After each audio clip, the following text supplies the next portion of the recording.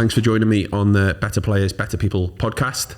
I'm really pleased that you could join me today to talk about your experiences in professional sports.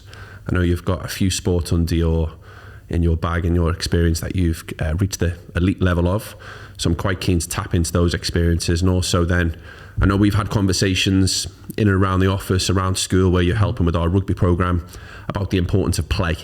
So we're going to touch on that again today. Obviously, leading now and owning Precision Events, a company in the UAE running fitness events. So again, you've got a wealth of experience in sports, which I'm really keen to share with our audience today. So first question is, can you just give me a bit of a background story on how you've got to where you are right now? Yeah, sure. So always a passionate sports person. Growing up watching the Olympics in the golden era for Great Britain. I got into rugby about the age of 15, pursued that career, accelerated quite quickly. Quite late, isn't it? Very late to get started with those sort of things. I managed to have quite a reasonable career playing some rugby. When that came to an end, I got into American football for a few years, which took me to certain places that also had freestyle wrestling programs. So then I got into wrestling, and then from there, basically tried my hand at a bit of MMA. So I've just been avoiding having a proper job for probably the last 20 years. You've touched on them slightly there, but let's unpack it a little bit. Let's talk about rugby first. Okay. 15, when you started rugby, what was that like to start at 15? Because my limited experience of rugby at school, I know if I joined that sport at 15, I think I'd be quite far behind a lot of the kids who play. So what was that like joining at 15? So I wasn't academically the best student. I struggled with dyslexia, which didn't really get diagnosed till I was about 14. So the reason I actually started playing my first rugby game was to get out of a detention at school. My hand sort of took to it, scored 3 tries in the first game that I played, and randomly, like a lot of my sporting career, there happened to be someone there from the county that watched the game, said, "Who's this lad?" When I went to a county trial, and within 8 to 10 months, I was sort of going up the ladder of representing different regions and stuff like that for my rugby. So yeah, it started very, very small, but which will go into my background in what I'd done previously, accelerated my ability to play rugby quite quickly. So you mentioned that your background previously. So at 15, to avoid a detention, the PE teachers tapped you up. You've come and played rugby. The first game you've been noticed, is that right? You scored a few tries? Yeah, so I haven't spoke about previously. I sprint the Olympics in the age that I grew up, like all the Great Britain stars like John Regis, Linford Christie. The Olympics was a massive thing. So I sprinted from a young age. It wasn't till later on that I obviously realised how quick you have to actually be to be a sprinter, but I had a natural gift to sprint. So went in to play my first rugby game, just managed to catch the ball, score some tries, and there just so happened, which again, as we evolved through what I've done, it just so happened there was a Wiltshire selector, which was the county that I played for, that was watching a random school game, who came up to approach me after. Yeah, I think that's great for kids to hear as well. We are always trying tricks like that where kids have got attributes, physical attributes in different sports. We're constantly trying to get the footballers to take up rugby or basketball because they've got the physical attributes. So I think that's quite interesting for parents and kids to hear. You played your first game at 15 because you were pretty rapid. You did well. So from rugby, went to the States? So basically played rugby till about the age of 26, 27. Managed to represent internationally in most codes of rugby, at either age group or men's level. And then that sort of came to an end, and made sort of contacts playing American football in Bristol, and then just got the opportunity to go out and train. It was nothing whereby it was a paid role or anything like that, but I got to be in and around what I would say some of the best athletes in the world that play American football. And train full time, was it? Yeah. So we were training full time. It was a side project that was involved with a college and a university, and from there, just got to train. But because I had played a professional sport, the way that the college system works in the States, you're not actually allowed to play. Oh, right, okay. So which then turned me towards wrestling. Okay. And then wrestling took you to Germany. Yeah, so basically I started doing a bit of wrestling, came back to the UK, and then from there I was involved with one of my coaches, who is a friend of mine, that he took me on a camp to do some wrestling. Was very much just wanting to be involved with sport, didn't really want to take it very seriously. There was a German coach there that happened to sort of take an affinity to what I was doing through my background of other sports. Started to learn more and more into the wrestling, and then he basically invited me out to represent his club, which is I'm not sure if you've ever been to any of these sort of countries that do these sort of things. They have sort of like sports hub, which have gymnastics, judo, all of the Olympic sports into one place. He took me out there and I managed to represent his club for a few, what they classify as meets, where you go to the other wrestling and you're one of the weight category athletes, and then sort of went down that road. So rugby, American football, wrestling. Yeah. I think I'm going to have to start calling you Forrest Gump. There's table tennis in there as well. Yeah, exactly. And then, so what bridge the gap for me then? How did you get from there to working in the education sector and running precision events in the UAE? So, again, it's sort of another leg, but after that went into MMA. Again, it was just something that I wanted to do, to enjoy, to be involved with sports alongside all of these, because necessarily financially the sports that I was involved with, or whether I wasn't good enough, didn't come with a massive financial gain. I've always owned my own businesses, whether it was in construction, paint and decorating. I've also owned my own gyms, just because these are things that I was passionate about and I knew they would supplement being able to do the things that I wanted to be able to do. And then came out to Dubai.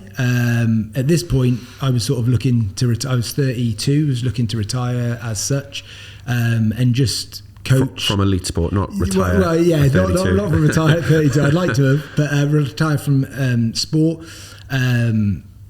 A few reoccurring injuries that sort of came back with my neck, and some sort of concussion stuff that sort of really steered me away from being involved with sport. And then just sort of got into coaching out here, and then more, because obviously Dubai, the place it is, more and more opportunities came about, and then I could revisit some of these things, like being involved with gyms, being involved with like running events and stuff like that, which I had done previously on a smaller scale in the UK, but never to the extent of where it's got to now. So I think what I'd like to ask here, just for the audience who are watching, for those who aren't aware or have maybe not been to Dubai, can you just paint a picture of what the fitness scene looks like in this city? Because I think it's incredible. Yeah. We're in the middle of the Dubai Fitness Month. Yeah. Can you just explain to the audience what it's like to be absorbed into the fitness community here? Yeah, sure. So it just seemed to have boomed, especially over the 8 years that I've been here. It's boomed, and the communities are so tightly knit. There's so many good gyms out here, facility wise. So if you've got a gym membership, chances are you're going to probably one of the best gyms in the world, not just in the country. And from there, there's a lot of encouragement to be social alongside the gym. It's not like what I've experienced in the UK, where you go to the gym, you go back to your house, you watch TV. There's a lot of extracurricular activities involved with your gyms, and some of that was doing competitions, which is ineffectively, if you're a functional fitness athlete or competitor, your fixtures or your Saturday fixtures that would be football or rugby is actually going to one of these competitions and putting on a show to what you've learned in the gym. Yeah, I think that's the upsurge in CrossFit. Yeah. Certainly what I've seen is over the last decade, that's just become huge. Yeah. And then the opportunity to compete only emphasizes the role of fitness in people's lives. I think it just ticks that competitive box for a lot of former athletes, maybe footballers or rugby players. They can then take up CrossFit. Yeah. So look, we one of the main reasons I invited you on was to talk about S&C. Yeah. But I also know through conversations we've had in and around coaching sessions that you've done with the rugby kids at my school, is you've got such a strong belief and philosophy in the power of play. Yeah. So I do want to touch on that. I just want to ask, in your experience, being in and around sport, coaching and leading youths in rugby and other parts of education, what's changed then since the time when you were a quick athlete at 15 to now? What do those two areas, what's the difference between them? When my transition of playing sport and being involved in professional environments, I went through the transition where my sport that I was involved with went from amateur to professional, or more so professional. And then they realized they had an athlete for 8 hours, and then they were like, well, how can we fill these 8 hours? So they packed everything in. They realized that people can't train for that amount of time without there being injury, or there's not a necessity to do it. And then I think they've pulled that element back, and then they've gone down a more of a scientific route. Through the luxury, I'd say, of being involved with different sports, regardless whether I was good at them or not, I've learned from different cultures, nationalities, and different sports how they actually approach their S&C.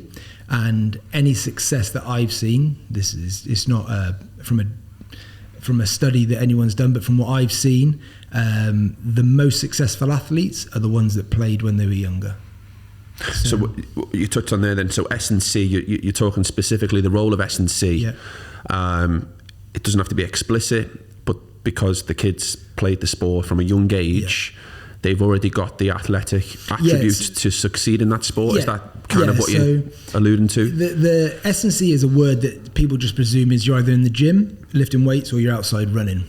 I think strength and conditioning can be broken down into how efficient you are at certain movements, and also how you can apply those to the sports that you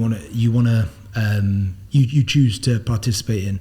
I think some of the success that I had at the age of 15 came from my upbringing of being allowed to go out on my bike, cycle, climb trees. I also believe that my dad, not that he was a taskmaster, he would get me involved with any manual labour work that he was involved with, because it just helped him out. He was in construction and always owned his own businesses. Even though I hated it, like looking back now, I think it gave me certain movement patterns that I think are not accessible to some of the kids that are put into trying to be drilled rather than being free to just play and learn it for themselves. So we're at risk here of sounding like our parents back in the day when I was a nipper. So for parents watching or kids watching aspiring to reach high level sport, how do we replicate those conditions other than putting them on a building site to condition that way? I think the bike thing, especially where we are, kids tend to be able to ride a bike. Trees might be a little bit more of an issue in where we are in the UAE, but what advice can we give to parents then to replicate those conditions? My big thing with it, I mean, some of the sports that the kids want to be involved with need to be done from a young age. If you look at a gymnast, a swimmer, someone that wrestles and stuff like that, these Olympics, and they predominantly are Olympic sports, they require so much dedication from such a young age that it does take up a lot of their time. What I think parents sometimes are guilty of is narrowing them down to that sport early on. As I said, a lot of my falling into these different sports came from absolute coincidence. Like if someone said, what's the chance of you meeting certain people that push me into these different sports, I was very lucky. But the way that we can allow the next generation to have a well-rounded skill set from a functioning point of view is allowing them to play as many sports as they can for as long as they can, without it being a detriment to overtraining or being involved too much, but also not enabling them to succeed because they have narrowed it down to it. That leads us to play. I think certainly from my point of view in a school, the way our curriculum is set up, it's not just football throughout the year. In fact, it's very little football. What we've tried to do at our school is, because of the influx of football clubs and teams in this region, and because kids tend to gravitate towards kicking a ball outside of school, the parks that you do see out here, the kids will play football. We will limit the football in our curriculum. There'll be some year groups that potentially won't do football, and we'll open them up to handball or touch rugby. So I think the schools tend to have the same opinion, belief, and 100%. understand the research behind it. what else can parents do or kids do to tick that box of play different sports? We're talking about schools there. What I think the age group that schools are very good at is the younger years, when they try and work on the child's physical literacy. So you're looking at, it might just be throwing a beanbag into a hoop. It might be the gymnastics element. It might be, especially in our age, was climbing ropes, climbing frames, all different things like that allow them just to get a better understanding of how their body moves. That's the reality of it. Is it comes down to how well someone can allow their body to move. So the more they can do, I mean, soft plays that they've come. I know it sounds silly. Soft plays have become a massive thing. I think they're absolutely brilliant. If you try and chase your child around a soft play for half an hour, you are absolutely blown by the end of it. How old are your boys now, Pat? They're 15 and 11. Beyond soft play? Yeah, they're beyond soft play. So you can take my little one to the soft play then and see how you like it. So, I mean, that's the reality of it. Is doing more things like that, like laser quest, all these sort of things where they're moving more in different ways to get that pathway between the brain and the end of what they want to do, like the neural pathway between their hand and their head. You said something there, I'm not sure you actually dropped this in, but some year groups in schools are catered for quite well. Yes. Alluding to the primary. You've got experience in the education sector. You spent many hours on the field with kids in secondary. You alluded to primary of catering for it well, which might imply secondary year groups are slightly different. My question would be, do they feel the pressure of winning in secondary schools? Yeah, 100%. I mean, we're going down the coaching route now of 100%. I think also winning becomes such a bit. It's such a hard point. I personally think, this is purely just my philosophy, I don't think we need to do anything competitive till about the age of 16 and 18. You can still. I'm not someone that believes in just participation medals. I do believe like people need to understand winning, but there's so many different aspects in life where you win and lose at things that you don't necessarily need to worry about Jimmy losing a football match to understand the importance of losing in teamwork and stuff like that. I think the ultimate age that I would understand is taking stuff seriously between the age of 16 to 18. And then that's where you can narrow down the S&C to that's more specific towards their sports, and also change the avenue of, right, well, this is a consequence. If we don't play like this, the result will not go our way. What would be the benefits then? Obviously, if head teachers are watching this, listening to this, parents, PE teachers, kids, Pat Benson's going to wipe away leagues up until the years 10 and 11. What's going to take that place? What are the benefits then if we were to move to a model of that? I don't necessarily think you need to take away leagues as such, because I do think there's other important parts of sport that are important, like getting yourself ready for a fixture, understanding packing your own bag. There's so many qualities in sport that through playing competitive sport, what that allows is there's more sport for everyone. By obviously not necessarily having the competitive league too early and the result on winning and losing, what that also means is that every athlete, I think, will be trained in a way that they can be more competitive at a later age. And we negate that by putting too much pressure on winning and losing at a younger age, and maybe even install tactics that aren't productive to that sport at a later age. I think it's that awareness, isn't it? I think for me, winning in youth sport is quite a dangerous element. For those who aren't aware of the other values or traits or habits that we're trying to instill, winning can overpower them. And I think I agree with you. It's a fine line. It's not a case of It's not a case of wipe away the leagues. That's just not. It's bordering on nonsense. But you've got to walk that line carefully. Parents need to be informed of the reasons why we're taking part in sport. Because if winning becomes the overpowering factor, you're going to switch off kids. Kids are going to drop out the sport at a quicker rate than they already are. You're going to set up to play in a different way, which might not necessarily be a developmental way. Kids won't learn the skills or the strategies that they need going forward to compete at a higher, older level. So I completely agree. Winning can be a thing that we need to talk about carefully and manage. I'm going to throw something completely in the spanner though with that, regarding why being competitive at a younger age is actually beneficial, and that would become to I do think that being in uncomfortable environments where there is a stress factor of like worry and stuff like that actually puts you at a greater benefit later on in life. Yeah. So if you look at something like wrestlers that transition across to MMA, because of the years and years and years of competitiveness from a young age, they probably don't have that element of surprise when they go into a big environment in a different sport. I do think, because again, my sporting career accelerated quite quickly, and there was a lot of winning or losing at all cost. When I transitioned to other sports, even though I was obviously nervous about other things, the grandeur of what I was going into never necessarily fazed me as much if I was just pottering along and there was no consequence for winning or losing. What you're talking about there in terms of the competitive environment, now studies will suggest that not all kids gravitate towards that competitive nature. But let's talk up for a second about the kids who are. The kids that week after week will come back, win, lose or draw, put themselves in that situation again where they can hopefully win, but the risk is there that they might not get the desired outcome.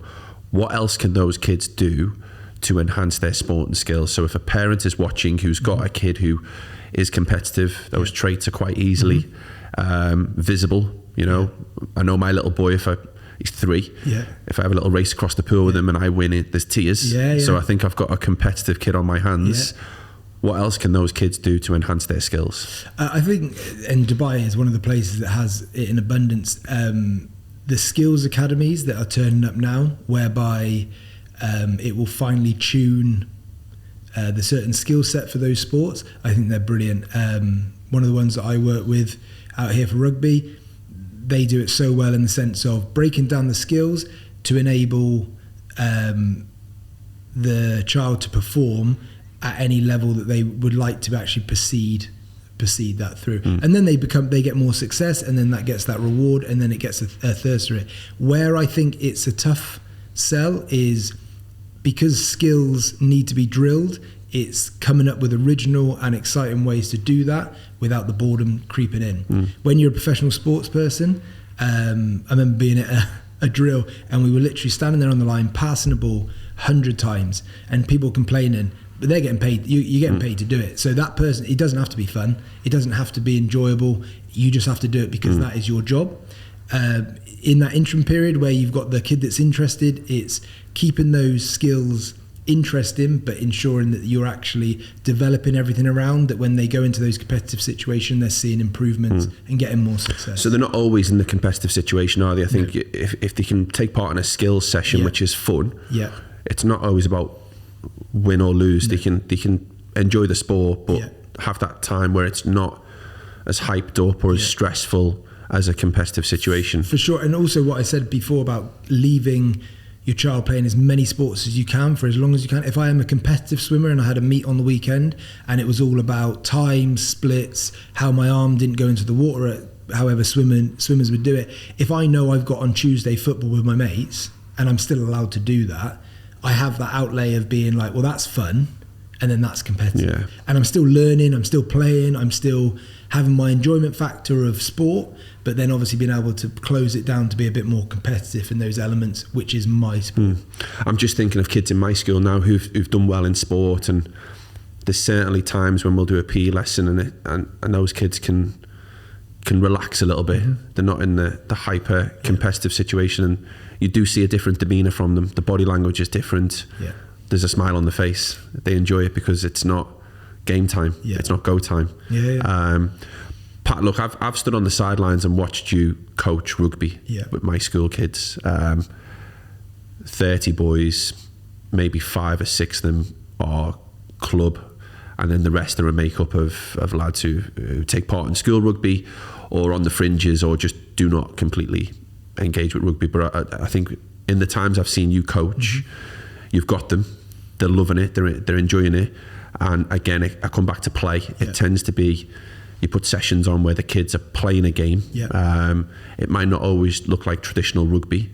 Can you just break down your philosophy and your approach on why you coach that way? Yeah, sure. So I'll do a whole session, which all that means, without it getting too technical, is the fact that there's a play element at the start to get them engaged with a lot of success. So whether it's if I'm trying to get a bunch of footballers, let's say, to try and play rugby, I'll incorporate kicking into the game straight away because it's something they're familiar with. They'll have great success with it straight away because they've got good eye-foot coordination. But at some point, so you can get more out of that session, I'll break out into a skill, but I'll also make it a fun element. So it might be a race, a handling race drill, whereby they're practicing that skill, but they're doing it where they think they're just racing against someone. Because there's that competitive element. And then you obviously do a little bit of a forfeit for the people that didn't win and stuff like this. So you've almost got your audience there doing what the skill that they need to develop in that session. The game is what it is, and it's the participation part, and it's the running around, it's the physical literacy they're benefiting from, but their understanding of the game that you're eventually trying to get them to play, you break out into your skill, and then you'll be doing handling, moving the ball and stuff like this, and then you go back into the game so you don't lose them, and then you just keep flittering back and forth. That's the conditioning then. That's why I did wonder why your rugby boys were running past my football session to the fence. That's the forfeit, and that's the sneaky fitness, isn't it? Yeah. And that's, again, no one, regardless of how interested you are in it, will ever do something they're not having fun doing. So obviously I think what you're trying to achieve, you've spoke about play, you've spoke about kids who excel in sport will tend to do the sport from a very early age. You're trying to replicate those play conditions in your coaching sessions. Yes. I'm right in saying that. So from your point of view, if you were to watch a coaching session then, or you were to advise parents on what to look out for, what should they be looking out for in a sports session? Not just rugby, it could be different sports, but given your experience, what would you advise parents to look out for when they watch their kids take part in a sports session? Engagement of I think coaching and teaching are very different things, and I think the key things you can find from a coach, which would normally be at these sort of things, is seeing how they engage the kids but actually getting a result that is desired. So if your child's turning up and some kids have different attention spans anyway, like you could be the best coach in the world, one of my sons would just not listen because he's away with the fairies, but if I can see that he's engaged and that the coach is trying to find a connection with the different athletes by finding something that they're interested in, then he's getting what he needs, just in a different angle. And I think that's an easy thing to detect, because any child that is enjoying what he's doing, he'll talk about the session after. You'll get back in the car, he'll talk about the things he enjoyed in the session, what he thought he did well, and stuff like that. But also what you know as an adult is, even if you're not... even if I don't understand a sport, I understand some of the skills that come with, whether it's catching, kicking, anything like this, and just seeing whether those focus points are within the session. And then you can tell straight away whether someone's actually planned a coaching session or they've just turned up and just got the kids to run around. What you're touching on there is relationships. Yeah. You mentioned coaching and teaching are different, and I want to come back to that in a minute, because I think that's a conversation that goes back and forth an awful lot, certainly in my PE team. What's the difference between the coaches that come in of an evening and us? There's certainly different elements of the job. I think the time with the kids is probably very similar in terms of build relationships, know the kids' names, know a little bit about them. I try and find out what teams the footballers support. They all know I'm an Everton fan, so we have a bit of banter about that. But I think what you're alluding to is kids don't care what you know until they know how much you care. So I think if you're completely right, they'll get to it in a different way. Each coach will have their own way of getting there. But as long as they've built a relationship which increases engagement and they've learned something, it would be kind of what I'd say is your takeaway there for parents to watch for in a sports session. 100%. And you said about sneaky fitness and stuff like that. It's just incorporating certain things that are just going to increase the well-being of the child. So I'm not going to let a child turn up and shout in my session. I'm not trying to be a really big disciplinarian, but there's certain things that I probably benefited from teachers or coaches that I didn't benefit from my parents, because I would listen to them about something. So it's such a, and I don't think till you get a bit older and you do these sort of things, whether it's from a physical literacy point of view or from a coaching point of view, you understand the bigger role that you have as a coach. What's the difference then with coaching and teaching? I don't necessarily think there's a massive role in the sense of approach. I think it's just the fact that because obviously you're in a curricular environment being a teacher, there's certain protocols you have to follow to get an end result, because at the end of the day you have to be accountable for certain stuff that you do.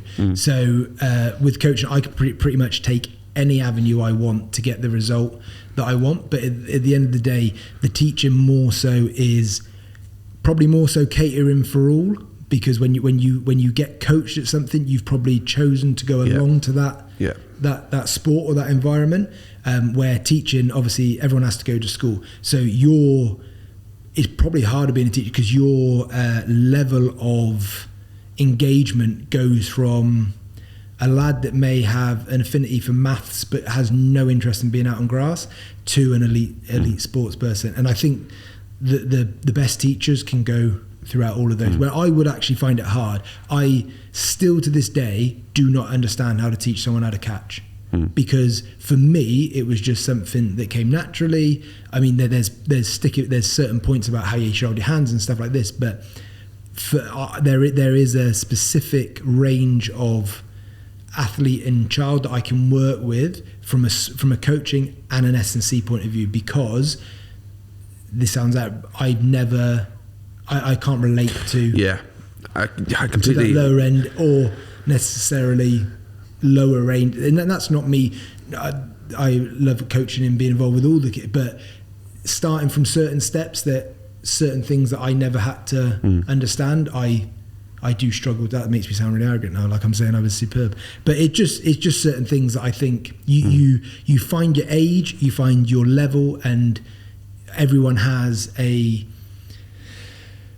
not a preference necessarily, but your skill set will gear towards those people way more. Previous guests have touched on this before, previous coaches, about the fact that in a coaching environment, the kids will, one, have maybe chose to be there, and the skill set might be a little bit more, the range of skill set is more narrow, whereas a teacher, and this is probably one for the parents to watch and listen to, and just exemplify how difficult it can be in our role as PE teachers, the range of students you have. If you do not have the opportunity to set, which we do in our school, and a lot of schools will do that, there are times when that can't happen, and then you've just got this range of kids who engagement levels are different, skill levels are different.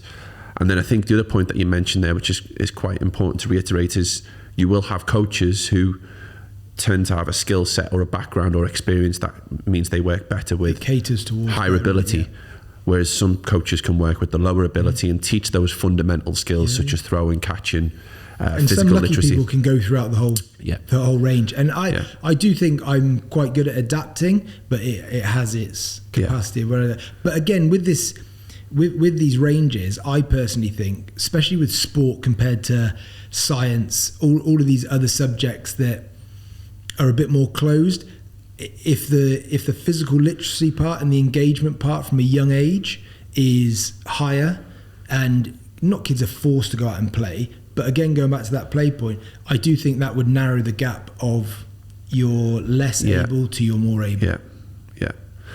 Do you think kids are overcoached then? Comparing eras now, going back to the top of the conversation where we talked about what's different between your time and now, there's an influx of academies, there's an influx of coaches, structured coaching sessions, kids, parents paying to go to a club to receive professional coaching. Apologies, I did use quotation marks there, but do you think kids are overcoached? I certainly think they can. There's got to be an element of exploring. I probably use the Lego analogy with this. Is I would sit and play with Lego for absolute hours. No one taught me how to put Lego together. I may have been shown once. It doesn't mean I'm a professional Lego builder, but what I mean is it's just that ability to explore and to try and get my own understanding before you have someone come in and necessarily try and navigate. Because if it comes in too early, you can't navigate yourself on where you're going. Okay. I always use the thing with the bike as well, where I teach kids now rugby at a later age, and they may have not experienced in falling over. And I know that sounds really silly, but you have people that fall over awkwardly and they might put their arm out. It's the people that necessarily their physical literacy isn't as good. They go skiing for the first time, they come back, they've rolled their ankle, they've hurt their knee, they've hurt their elbow. So without contradicting ourselves then, because we've stated that kids who take part in sport earlier might achieve better skill set, play at higher level. We're now talking about letting the kids play, explore, before they then go into a structured environment. Let's try and be explicit with advice here. What in this day and age, when we're in an environment where teenagers will play at a club, and we're talking later on now for in a kid's life, but that will tend to mean their mates want to come along and play because they want to be part of that group. What can we do with our primary kids then to increase opportunity to explore and play when there's so much noise about academies and sign up for that, and the friends might go and play? Again, it's outside of these academies and stuff. I don't think play ever stops. Sorry, I will get back to you. You're correct, but I don't think play ever stops. You look at the top athletes that I've seen, for example, in wrestling, they are grown men that are still playing. There is an element in there that is still skill-based and needing to learn, but their physical literacy learning never ever stops. And I don't think even as adults we should, like, I'm 40 and I love messing around. So I think it goes back to that thing of, we're saying about the younger years, because obviously I think it's 0 to 7 from what I understand is your biggest sponge year of what you absorb knowledge-wise, your sort of how you navigate the world to a certain extent, and what you learn. But I don't think that ever, it slows down, but it should never stop. I think that is the element of play and S&C and conditioning. I think if you went into an old people's home, you could do an S&C strength and conditioning play thing where they're moving in a stretch, which is only gonna. This is the part of it we look at it towards sport, but I just think it's a massive important thing in life. Messing around. Yeah.